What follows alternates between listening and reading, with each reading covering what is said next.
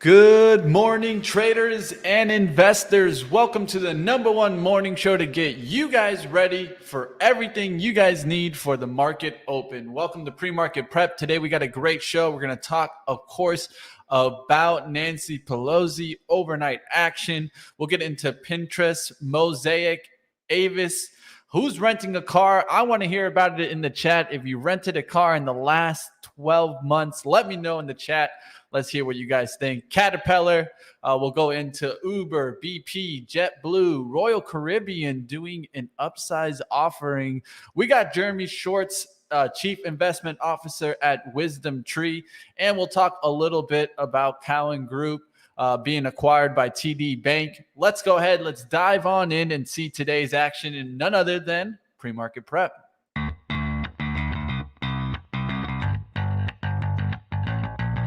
Coming to you live from downtown Detroit, this is Benzinga's Pre-Market Prep with your host, Joel Elconin. This is a volatile puppy here, isn't it? And Dennis Dick. I'm bidding a penny. I will buy the stock for a penny. With everything you need to start your trading day.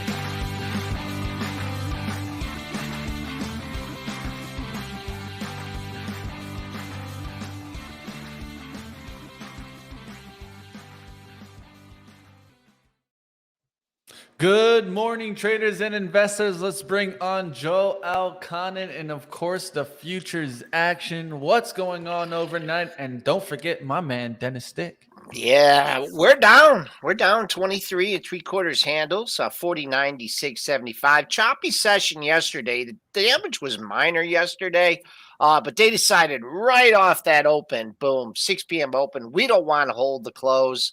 Took out Monday's low, took out Friday. Well, we haven't taken out Friday's low. That's going to be my bogey on the downside, 40.81. Trying to get back in the 4,100 handle. Crude, big 2-day drop, holding on to 92.5, up 32 cents at 94.21. A little fear in the market, a little gold, up 840, 1796.10. Silver in the green too by 6 cents at 20.42. Bitcoin down $90, 22,940.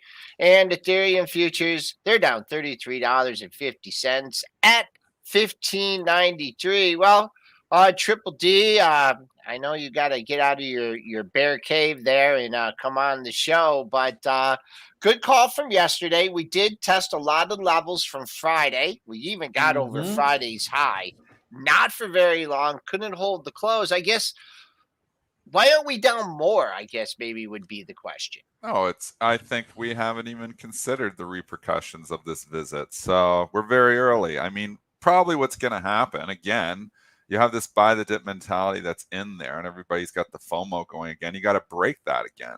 So Pelosi, obviously, the reason we're down here is 100% the Pelosi visit. The reason, that we went down at 6 o'clock is that's when the futures reopen. And during between 5 and 6, they came out that she was going to indeed visit Taiwan.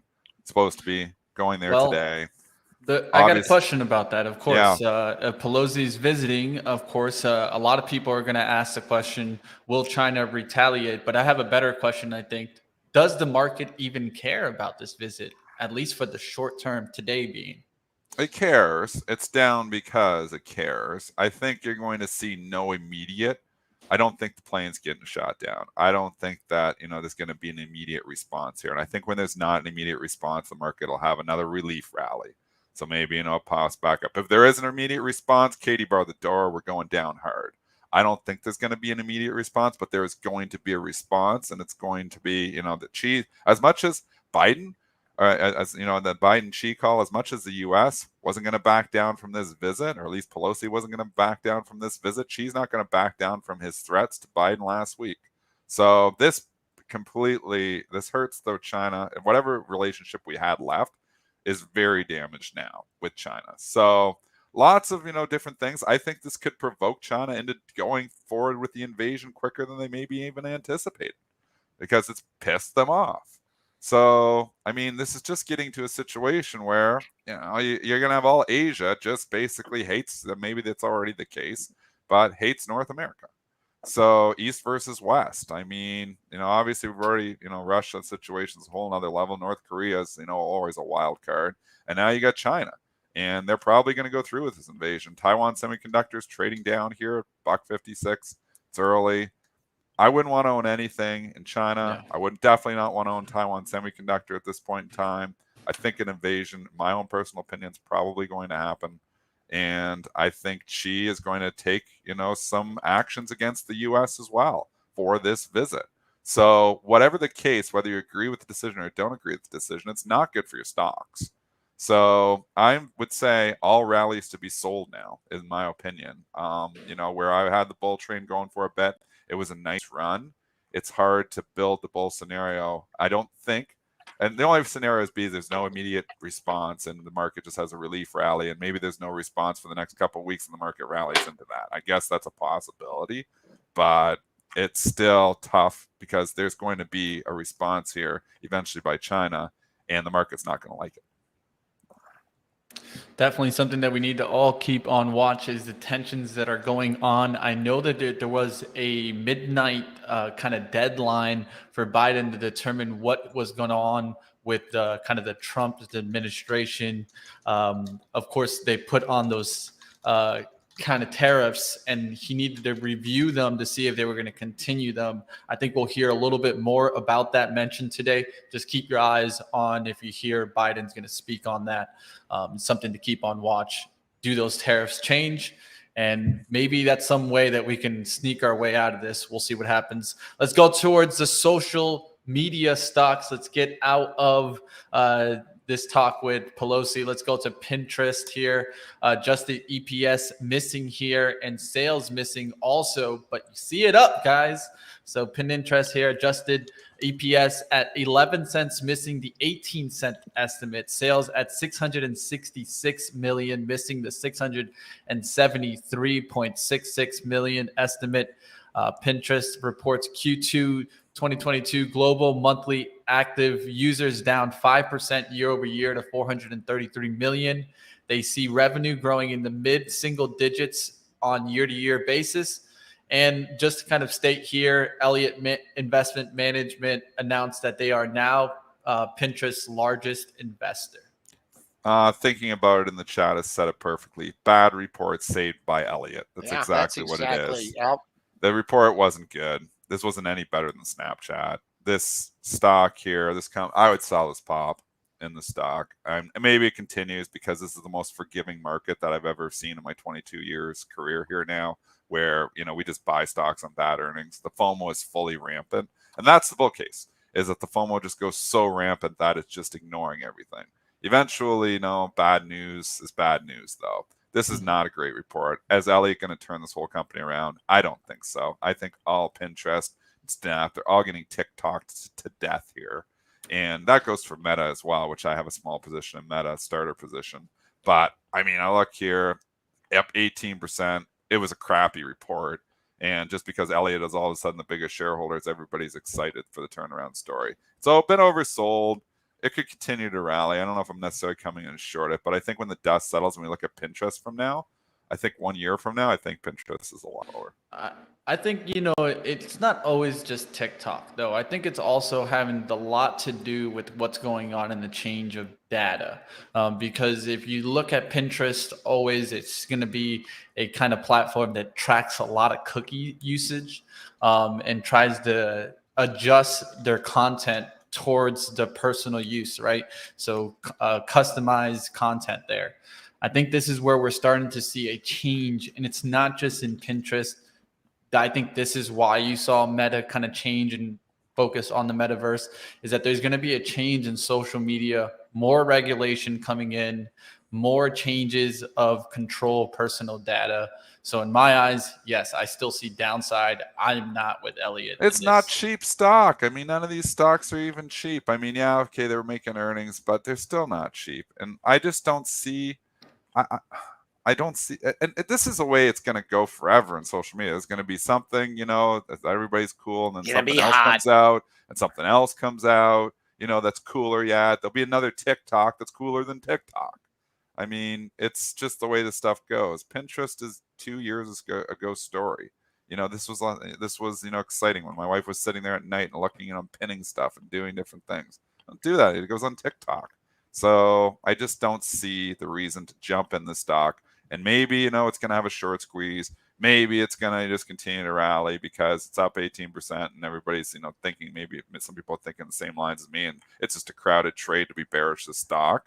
But there's just other places I think that are maybe easier to put your money. Yeah, did they say anything good in the report? I mean, anything good? I mean, so far these Elliott pops have been all just fantastic fades going back to Western, as Great of point. late. Yeah, I mean, so definitely not buying it. If I was long, you saw I looked at this after hours because I just wanted to see if there was any daily resistance here.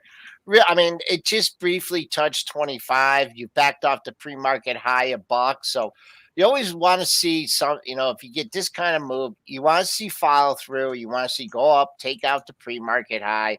Yeah. Right now, I'd be like, if I had this along, I'd be like, boy, I hope I get a shot at 24.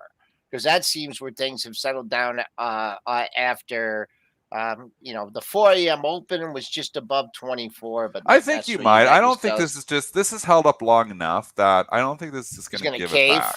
I don't think so. Obviously, there's a lot of wild cards here today, especially with this Pelosi visit, which could, dictate moves in the overall market. But I don't think it's not like it's held up pretty well. So I don't think this is just one that I'm like, oh yeah, this is a given fade. But I just can't get involved you're buying companies on bad reports. Why not buy stocks on good reports? I don't know. And for longer term, these gap moves, if they hold them for a couple days, and put in a couple lows, then a lot of times they continue higher. It's just, it's just getting through that first 2-day period. Stock was at 17 to start last week. Now at 24. Big gap up, see if people are going to take some profits or they think they missed the bottom. They're going to bid this, above the gaps. That's the way I'm looking at it longer term. Moving on. Typhoon's got it right. Move on. Nobody cares about pins. I don't care about pins either. Way better stock. Stay at home stock. All right, let's go to another stock that reported after the close yesterday, Mosaic. EPS here missing and sales missing, $3.64 missing the $4.01 estimate. Sales at $5.4 billion, missing the $5.65 billion estimate. Mosaic board of directors did approve a new 2 billion share repurchase authorization. I mean, these expectations, as much as they were in the gutter for so many stocks, they're, anything to do with commodities, the expectations were just unreasonable on some of these stocks. And some of them even beat those unreasonable expectations and sold off on them. I mean, it's the inverse, like the Valero, blows it away and then sells off on the report. I mean, we're just in wacky world where the companies that have super high expectations, they wanted even more. And the ones that expectations in the gutter, they didn't want anything at all. They just buy them no matter what. So it's been a very weird earnings season. But it's been all about expectations. Mosaic obviously not meeting those higher expectations. Everybody thinks this is as good as it gets, including myself. So, I don't foresee this company making $10, $12 a share or whatever it works out to be forever here, or the thing, is a steal of trading 4 or 5 times earnings. They're in, they're in that right now in that environment where these are cyclical businesses and they're at the top of the peak. And is it going to come back in? I think so. Not necessarily the stock price, but I think the earnings are going to come back in. With that being said, stock's been hit. I mean, really, you had the run from 30 to 79 and you come back in. Man, it came all the way back down to 42. I mean, some of these commodity stocks come down probably far enough from the highs that they start to get interesting again. For this one, if you are looking long term, I'd look at 47.5, 48. This was a pretty sustained 10-point move off the low. Put in the triple top at 52.5, and now you're back in. So we're not near that level now. We're still $2 away from it, but that's what I would wait for next couple days. See if you can get it back maybe under 48, 47.5, build a little base, and then turn back up. On the upside, if and when this ever reverses, I mean, you got to love 52.5, 3 daily highs in a row there. That would be the key to more upside. But if you felt, you missed the move in this off the bottom, be patient. Maybe be able to I get could it. see buying the dip on a stock like this. I could see that happening. What about Uber? Because this is really the mover of the day. This is the stock Let's that go. Let's everybody take is a look. talking about. Yeah. Give us those numbers there, Mitch. Uber. Let's go to Uber here. Coming in this morning, adjusted EPS missing big here. Loss of $1.33, missing the estimate of $1.06 here. Uber Technology Q2 sales at $8.1 billion, beat the $7.39 billion estimate. Gross bookings were actually up 33% year over year, $29.1 billion. EBITDA, they see it at $440 million on the low side, $470 million on the high side. Uber did report a net loss of $2.6 billion for the second quarter, $1.7 billion, which was attributed to investments and revaluations of stakes in Aurora, Grab, and Zomato. Nice pop. I mean, you're breaking out here on the charts too, which is the good news. I don't like chasing stocks at 14%. The good news is you're moving up. The bad news is the report was horrible. Yeah, what would you? Well, they must have found some reason, like the revenue. The revenue was good, so maybe there was some one-time items in the earnings or something. I think they're taking out that 1.7 billion of that net loss, and they're calculating the stock from there, right? Yeah. Taking away that investment money, understanding that was just kind of like a write-off there for them. And if you take that away, it's not as bad of a net loss, but I mean, still.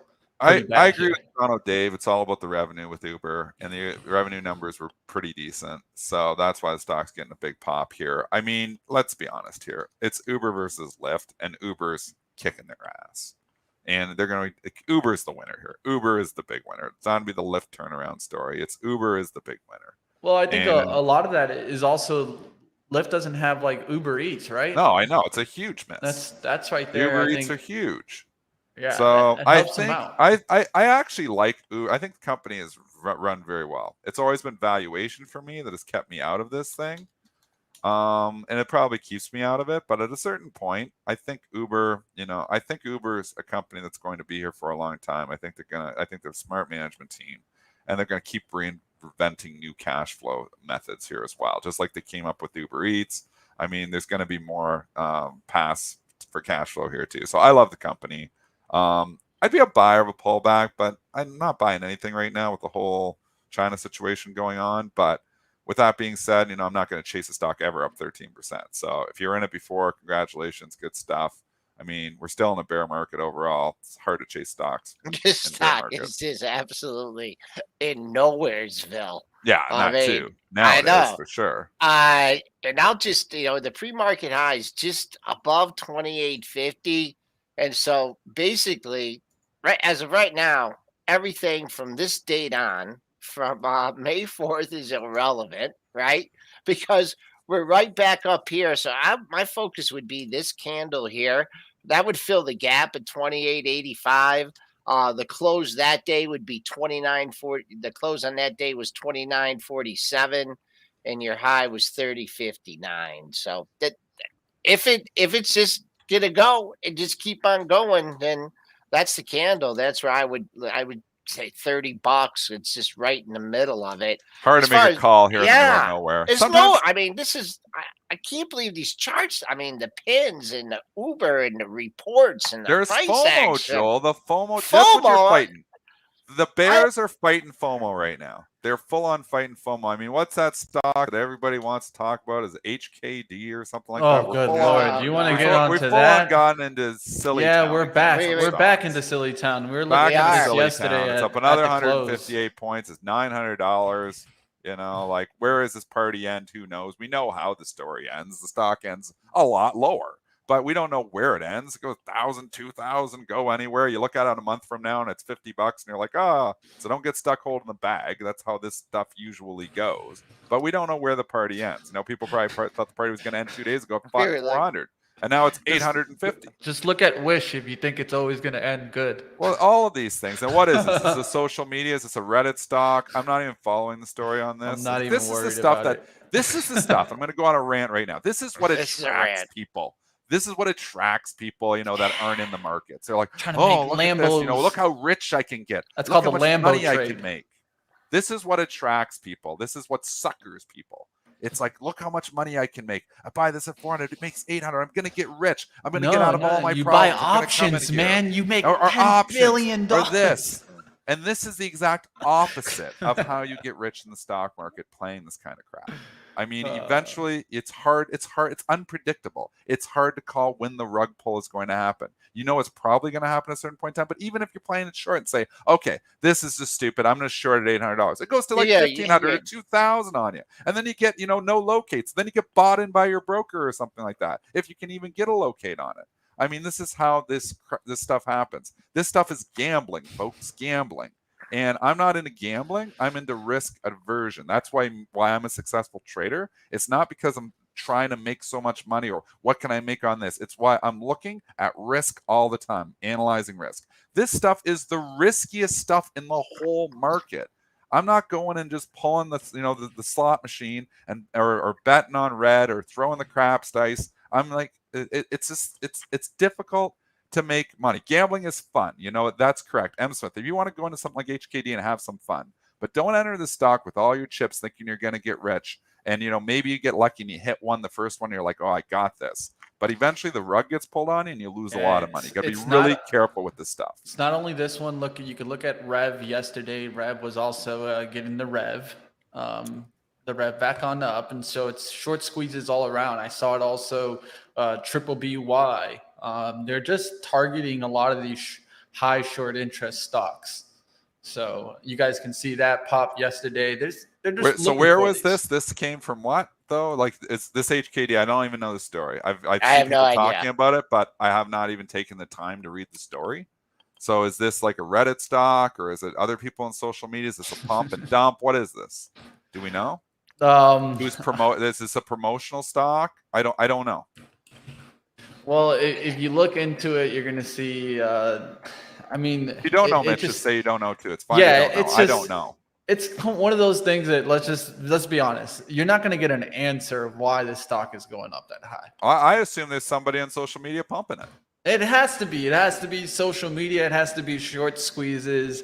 But it could also be, some bigger trader trying to, get a lot of attention onto this stock. So I'm going to go on the side of caution and say something I'm going to stay away from today in the market. You probably won't see me trade HKD today unless I want to have a KID, but what's I'll pass the on AMTD story? This is another one that's going here too. You guys want to talk this? We can give it 2 minutes in the sun here. All right. It's up 430%. I have no idea what the hell this is either.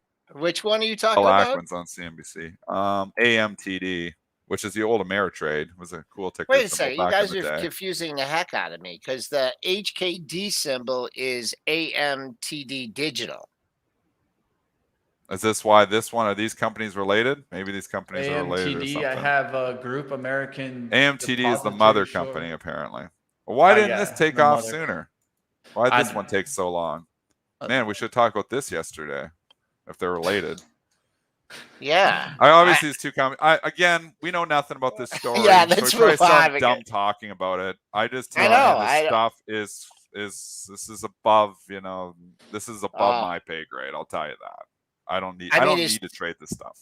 Is TD Ameritrade getting into digital marketing or something? I mean, there's no TD Ameritrade left here. I know. Yeah, let's move on. If you guys, it shows where we are in the cycle. It shows like stuff, moves like this tell us that we're getting into the FOMO again, where people are like, "Oh, let's get into this," or this is moving. You've got enough people that have the fear of missing out happening again. That all of a sudden you start getting these ridiculous pops in these stocks. And to your point, you were just making, Mitch, Bed Bath & Beyond had a pretty good day yesterday.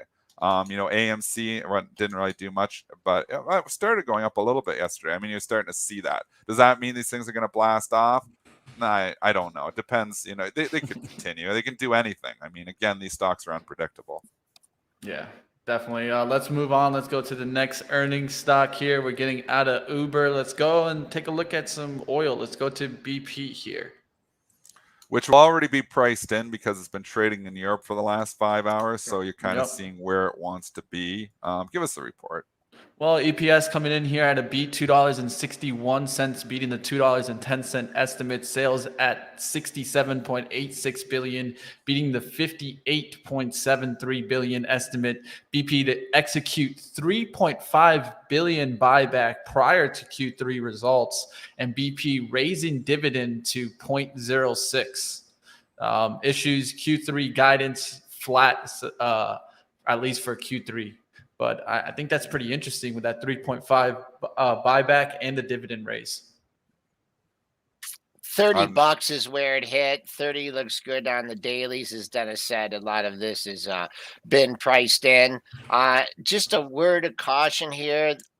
The way these oil stocks have been trading, of course, we know what happened with Valero, ExxonMobil.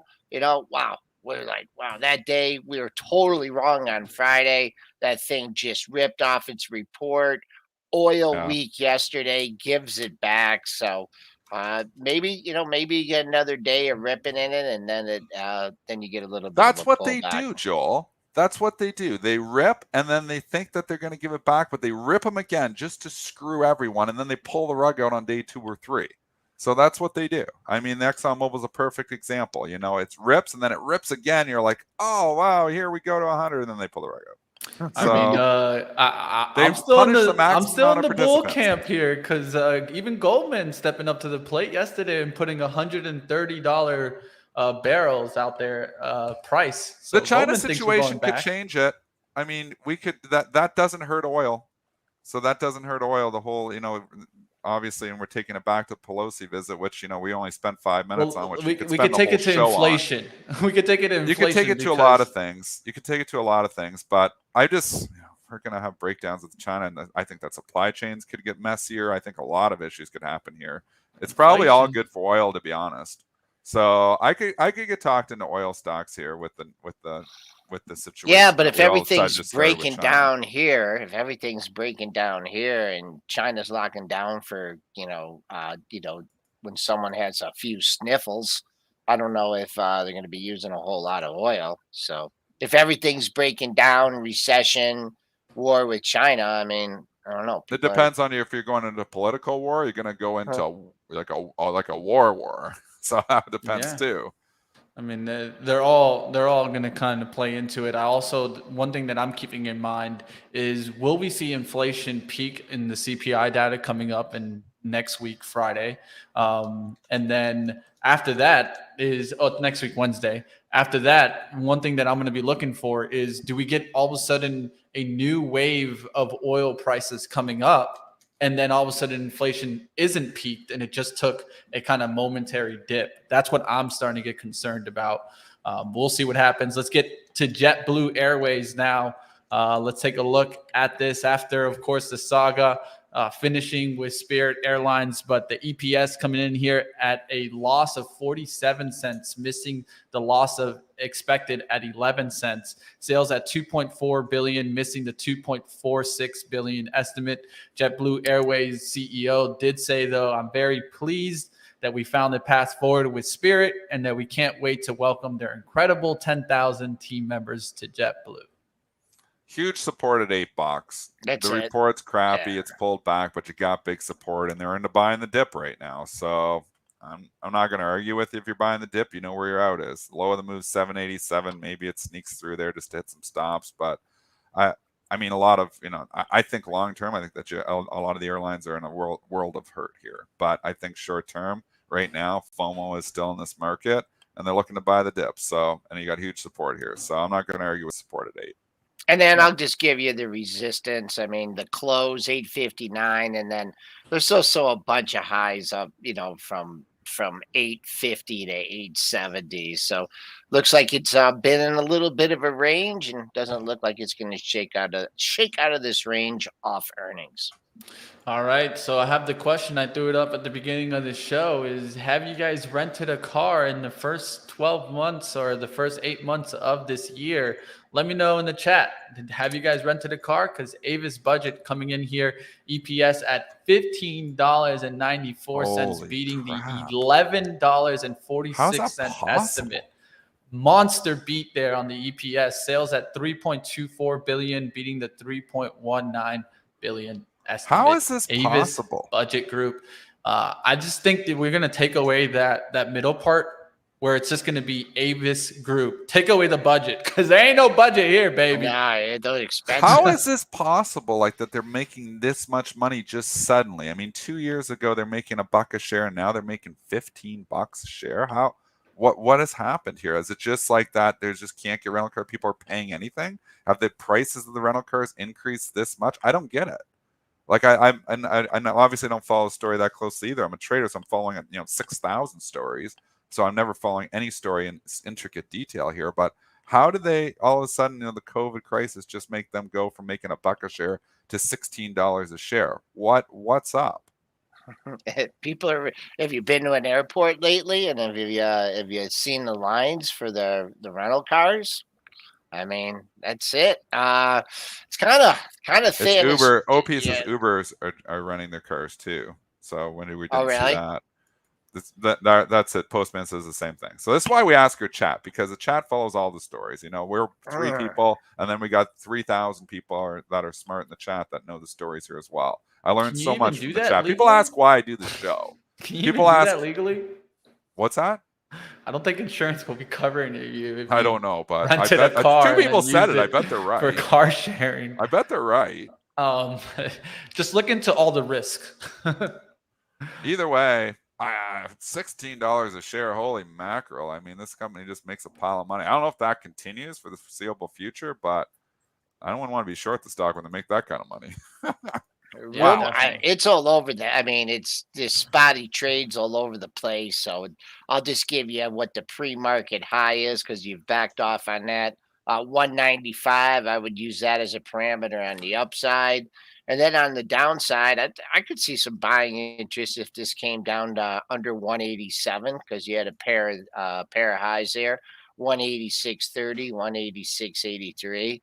And this has had 2 crazy runs. The first run, obviously, when it went to 550, and then not too long ago, it did that pop over 300. But it doesn't seem like people are falling for it as much.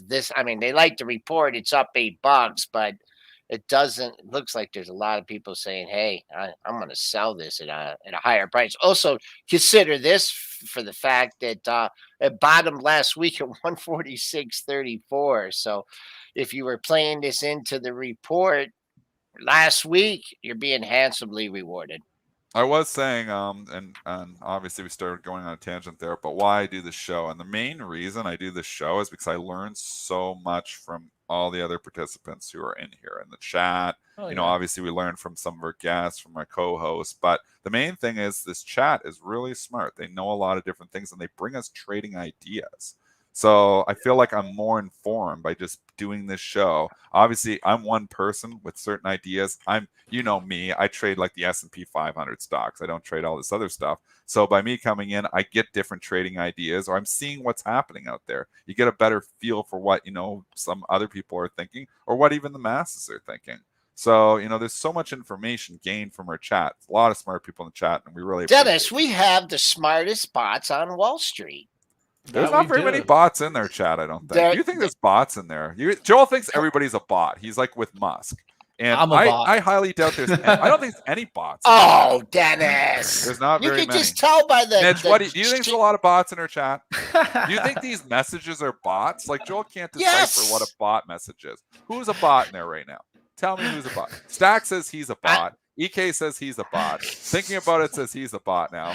Says he's a bot. Joel is so paranoid of bots. Joel's on the Elon Musk. A bot. He's on the Elon Musk right now. You got to follow like the path of the questions and the stuff that they ask They're not that smart, Joel. Oh, yeah, they are. Oh, yeah. Look, they're the very bots smart. are here. They're going to probably look at Hertz, the relationship, guys. I'm telling you, these... Beep, bop, boop. They're all bots. You're right, Joel. Everyone's a bot. You see, Nick's wife's a bot. Even everybody's a bot. Look at them all. They're all bots, Joel. They're all bots. Franz is the Terminator. You're confirmed, man. We have totally went off the rails here, Mitch. You've got now we have one. Bring the guest on. Hertz. Check Hertz. The guest is probably a bot too. The guest is probably a bot too. I don't believe it. I think the guest is a bot as well. So bring on the guest. We know Schwartz is a bot as well. All right, guys, I'm going to get off of that. Definitely also check out Hertz. We'll see how that relationship trades. Let's get to our guest today. We got Jeremy Schwartz here, Chief Investment Officer at WisdomTree. He might have run away because of that rant, but let's bring him on. What's going on, Jeremy? How we doing?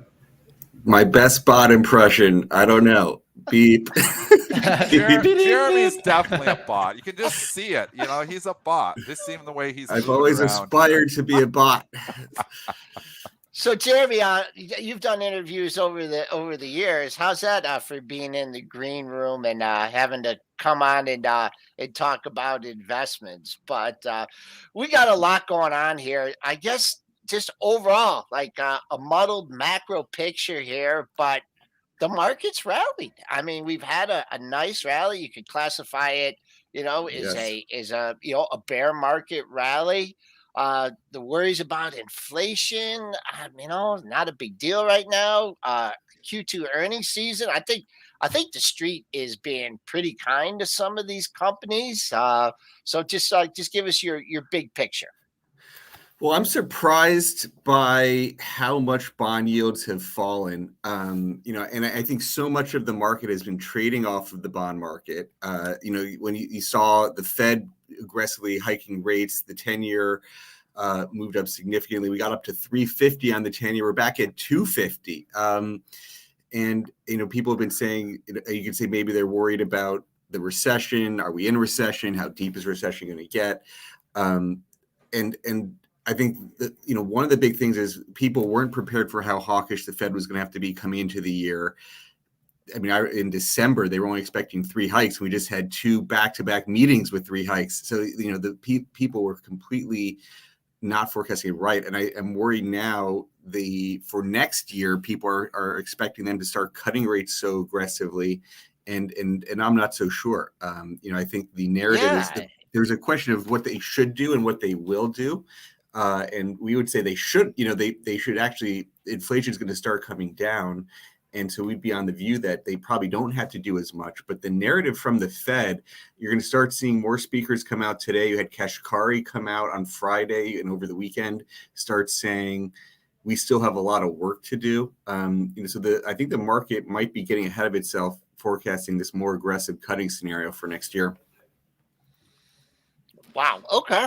I agree too. I mean, we go from a hawkish Fed, rates are going up a stick every meeting. And then, all of a sudden it's like, okay. Yeah. And I'm looking at the TLT here. I mean, this has had just an epic collapse. I'm looking at the TLT on the monthly 180 to under 110. So there's always counter moves, and we can see that.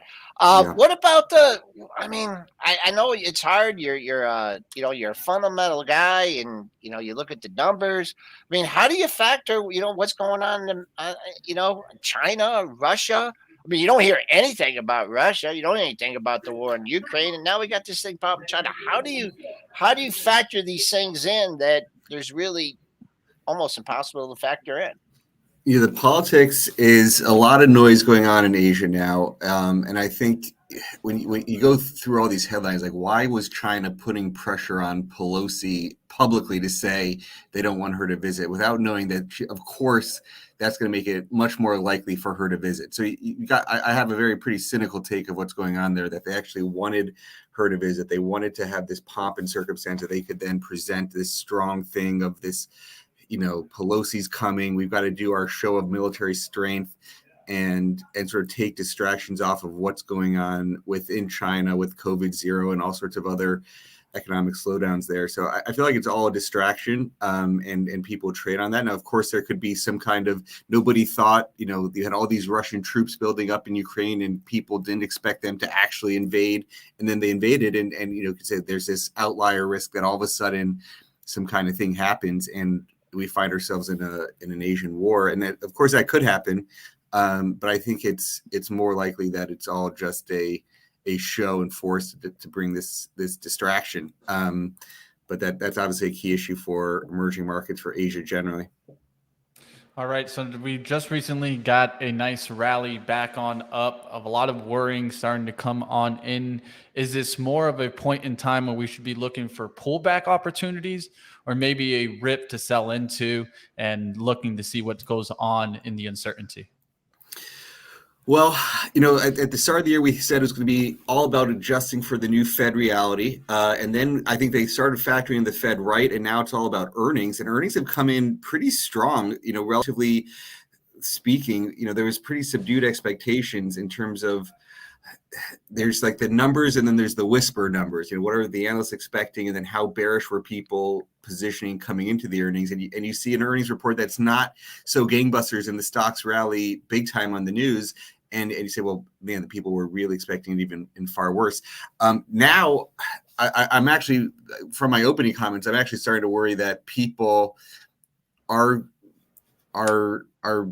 maybe miscalculating what the Fed's going to do next year. And so I will be keeping our eyes closely on what does the Fed say? Do they over tighten us as inflation's coming down? And because the official numbers aren't coming down, but the forward-looking numbers are, that they way over tighten what's actually necessary. So I'm where I was starting to worry just about earnings. Now it's coming back to, will the Fed actually pivot appropriately in our view? And is the market right that they will start to come down?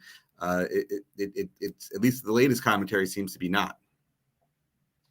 All right. So go ahead. I'm sorry, Mitch. Go ahead. All right. So one of the things that I'm really keeping a close eye on is I do feel that, maybe CPI next week will come in, showing inflation peaking a little bit. But my concern really comes into energy going into winter. I know that Goldman put out $130 a barrel yesterday. I think that we're going to get another spike in energy, and that could cause inflation to come back roaring. Do you feel that we're going to get kind of this peak and then inflation also come back up? Or do you feel that inflation's peaked and starting to turn away? The energy is one that there's like these you've got Ed Morse from Citi, who's the most bearish oil forecaster. Like he's got the outlook in the 60s. And then you've got these super spike people. I'm more in the camp of seeing the usefulness for energy and commodities as diversifiers. If you say, like, what are one of the key risks to your standard 60-40 stock bond mix? I think commodities and energy are one of the best things you could add. The stocks are still cheap. You see the cash flow numbers from Exxon and Chevron. They're printing money. And you could say, there's been just a lack of capital expenditures coming into the space, and demand tends to be pretty resilient even in face of recession. So I happen to like the energy and commodity story, but that's definitely one of the big debates in the market right now. But I like energy. We're on the line with Jeremy Schwartz. He's the Global Chief Investment Officer at WisdomTree ETFs.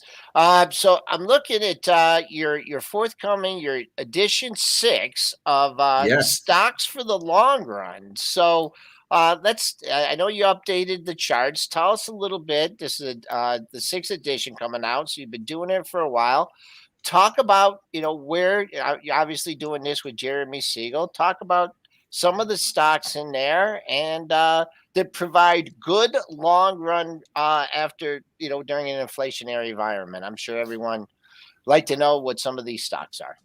So September, it's late September is when the book is coming out. So I've been working with the doctor at Wharton for the last 21 years. My first project with him was the 3rd edition of Stocks for the Long Run that came out in 2002. And I was just one of his young research analysts at Wharton, one of his undergrads, and helped him. And we've been working together for 20 years. He joined WisdomTree as a senior advisor back in 2004 when they were getting funding. And I've been there 17 years now. So it's been a long time with the doctor and with WisdomTree. This is my first time. I'm going to be a co-author on the book. And, it's updating a lot of his original work on just the long-term case for stocks as a real asset. But we talk a lot about the challenges of bonds looking forward and, the very low real returns. I mean, as the 10-year has collapsed, the TIPS bonds are getting close to a 0 real return again. And, what do you do if you're trying to build long-term allocations? We talk about the sort of new 60-40 is like a 75-25 is one of the baselines. We talk in our own work at WisdomTree, we've been adding again those commodities as diversifiers because of the inflationary pressures. But there's a lot of new sections, some on the COVID pandemic, some on the ultra low case for bonds and why those are going to be challenged going forward. A bunch on value. There's sort of 4 chapters on different factor investments and what's happened in value. Is it sort of talking, is value dead? And our short answer is no, it's not dead. But there is definitely a longer exploration of what's been going on in those type of stocks. All right, and how's Mr. Siegel feeling here about this rally? I know he's frequently on CNBC. Yeah. If he's still, I mean, I know he was out in front of the inflation, and I think the last time I heard him, he was mentioning that, hey, he feels like the Fed's making the right moves here. How's he posturing here? Looking at this recent rally. And we do a podcast every week called Behind the Markets. It's on Sirius Radio. It's a great discussion. This latest podcast we had the former Fed Vice Chair Don Cohen, and this is one of the things that's getting me worried. And Siegel was hammering. Siegel doesn't. He gets very fired up, and he was telling Cohen last year he was on the aggressive for hiking, and now he's on the, they don't need to do as much. And Cohen is getting more worried about inflation. The tables completely flipped, where Cohen from the Fed was not as worried about inflation. Now he's worried about inflation. This is where the narrative can be. If Cohen is, as the former vice chair, reflective of the inside Fed thinking that, Cohen thinks they're going to have to get to 4%, that they're going to stay higher longer. That's the worry. That they're more in line, that the Fed's more in line with Cohen than they are Siegel. Siegel would like them to not do as much. He thinks inflation is going to ultimately come down. And the sort of money supply numbers, which were a key worry back then, 3 or 4 times growing at their historical rates, they've now contracted over the last 4 months, and you don't want them to contract. So that's a worrying sign for the economy. It's the forward-looking inflation indicators have come way down. And so that comes back to that key debate. If the Fed pivots, we're in good shape. If not, then you've got more to worry about. Jeremy, isn't this just take time, though? When you raise rates, it's not like it has an immediate impact on the consumer. Right. It takes time to basically destroy demand, which is what the Fed is really trying to do to fight inflation. Because, like I was saying, there's a process with it all. First, people have excess money that's going to be gone, and they sell their toys. Then, all of a sudden they rack up the credit card debt. I mean, it takes time to really destroy demand. And everybody's expecting, even Kramer's on CNBC, just raise it a point and get it over with. I don't think that's the case. I think it just takes time. I think it's 6 months to a year to really destroy the demand. So maybe they've already done enough damage. They've raised rates enough. So I think I'm on your side where, now I think just let it fizzle out, let it do its work. Yeah, yes. Let it work its way through. Right. And so that's we got to watch how, and at least he said they're going to go meeting by meeting. So he's not boxing himself in. You saw how quickly it changed, where he had been saying, we're going to just do 50-50. We don't need to do 75. And all of a sudden they do 2 75s in a row. And so let's see. Let's see if they continue to see these forward-looking indicators continue to stay low. You have Siegel in their ear all the time saying you don't need to do as much. And it's not like he's a permanent dove. He was calling out being extra hawkish. So I think he has a lot of credibility on this one. And we'll see how they evolve. Well, thank you, like always, Jeremy Schwartz, Chief Investment Officer at WisdomTree. Love to have you on and appreciated you come in and bring in some talk on the Fed. Appreciate it, Mitch. Thank you. All right, guys, let's go ahead. Let's get back to it here. We do got about 2 more headlines to cover. Can we go to ticker time after that too? Because we've been slacking on the ticker time, and I'm feeling a lot of tickers coming out of this chat today. So yeah, do your next headline. Dennis, let's do it. Dennis do your next headline. Do one more, and then we're gonna. All right, so real quick one. Let's do Royal Caribbean really quickly. Yeah. Upsize $1 billion debt offering. So you guys can take a look at that. Following the suit of Carnival. What did I say when Carnival did it? Well, look for the other two to kind of do this, right? Why wouldn't they? And so, boom, there you guys see it. Royal Caribbean announcing upsize $1 billion offering. And they already got hit on the Carnival offering, so everybody kind of knew that the other ones are probably going to do it as well. The cruise lines are a mess. I mean, the one thing going for them is you got this buy the dip mentality, and people are looking for which stocks haven't gone yet. So that mentality could actually get. What's that, Mitch? I need some cheap ones. Well, I know that's what they're looking. So I mean, that's why I don't just think it's a slam dunk short here. I more look at there's support down here, so you're still kicking around support on these things. If FOMO's still hot and they keep ignoring the whole China situation, which maybe the market's just going to climb this wall of worry for a bit. Stocks like this are hard to short. I think there's been stuff that's run. I'd be more apt to sell the stuff that's been running because there's more air below. I mean, there's air below on all these things. And, in the long run, I think the cruise line's got a lot of problems. So I'm not an investor here, but you never know that the dip buyers come in. So I'm not going to short these stocks either. No, but if I got a call from one of my money managers and said, "Hey, got an allocation, I can get you some debt for one of these companies," I would say pass on that. Pass. I would pass on that. I mean, these are the stocks you cheer for. These are the stocks you want to see get off the ground. But CCL, I mean, we're back. We're hanging out near just above the COVID low. I mean, that's just not a good sign. Had the rally, now they need to raise more money. I don't know. Just not a. They're going to keep having to raise money, Joel. These companies have got a lot of struggles. They got higher fuel costs. They got higher input costs, got higher labor costs. They've had pretty good sales. But the sales are going to start to come in, as per Jeremy Schwartz on there. Eventually, the demand destruction will occur. People, when they start getting tight for cash, aren't going on fancy trips. So that's coming. Future demand. People book their trips. They were already booked. They've gone on their trips. They're going on their trips. They're not going to cancel, but they may not book those future trips. So that's what a recession is all about. These stocks are the opposite of recession proof. We'll see what happens there. Cowen coming in here, financial service firm rallying after being acquired by TD for $39 a share, $1.3 billion in cash, or $1.3 billion in cash. So here you guys seeing it up in the pre-market.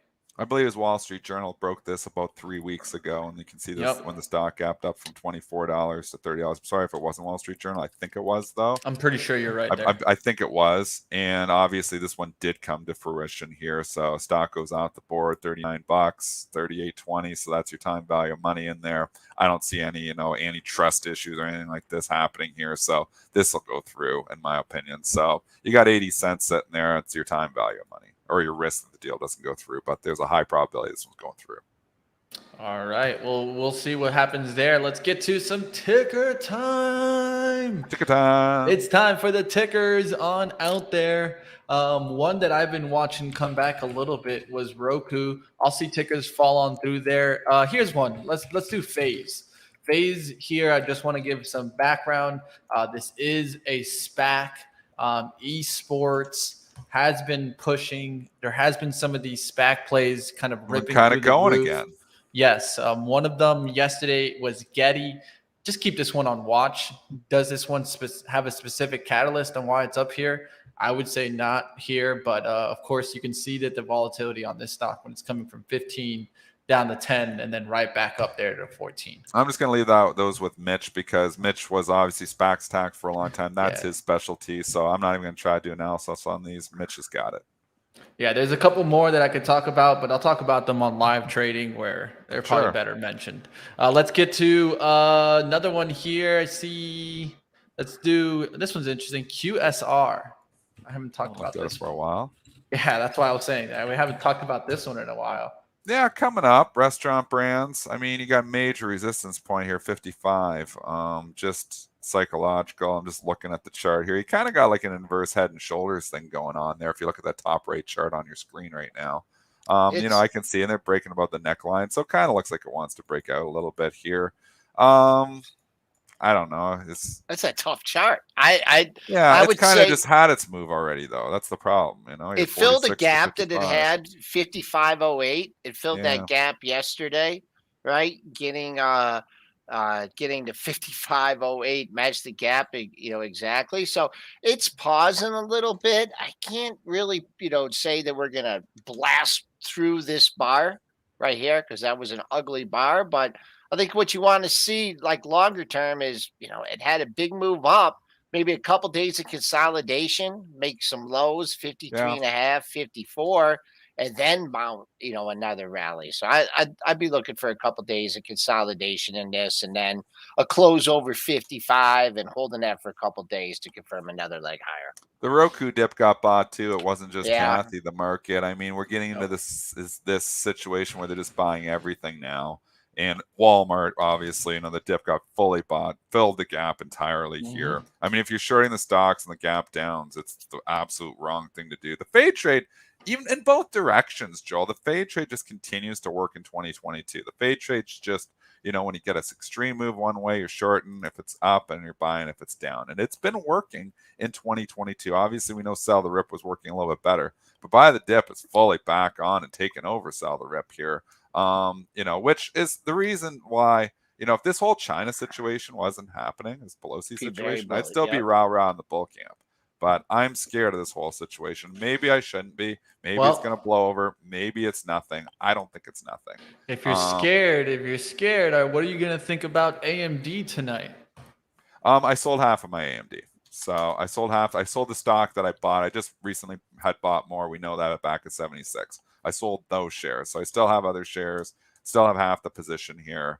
But it's come a long ways. It's been a huge move. I don't want to take it through earnings and then there's some disappointment or something happens. I think AMD is still a good company. I still want to own a piece of it. That's why I didn't sell it all. But I bought extra stock when I felt like the market was turning. This was at the beginning of July.